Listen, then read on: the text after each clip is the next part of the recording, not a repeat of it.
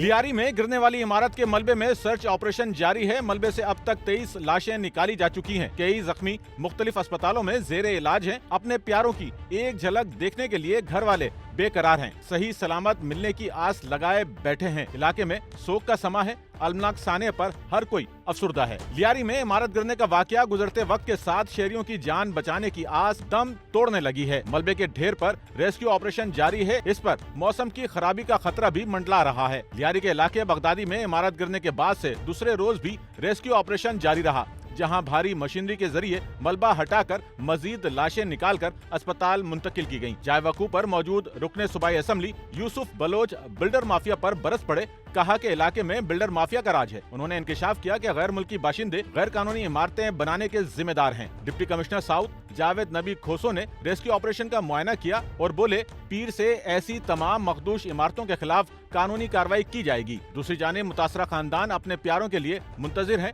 मुतासरीन की आंखें नम हैं। कई मुतासरीन अपने प्यारों की लाशें देखकर बेहाल हैं। कई अब भी अपने प्यारों के बच जाने की उम्मीद बांधे बैठे हैं। हादसे के मुकाम पर सूबाई रेस्क्यू इदारे, जिलाई और टाउन इंतजामिया समेत मुख्तलिफ फलाई इदारों की जानिब से रेस्क्यू ऑपरेशन जारी है। हुक्काम का कहना है कि मलबा हटाने में मजीद वक्त लग सकता है, जबकि दूसरी जानिब महकमा मौसमियात की पेशगोई के मुताबिक अगर बारिश हुई तो रेस्क्यू के काम में मजीद मुश्किलात पेश आ सकती हैं। सच्चल न्यूज़ नेटवर्क की वीडियोस में खुशामदीद। नाजरीन, वीडियो से मुतालिक अपनी कीमती राय का इजहार कमेंट बॉक्स में ज़रूर करें और चैनल को सब्सक्राइब करें।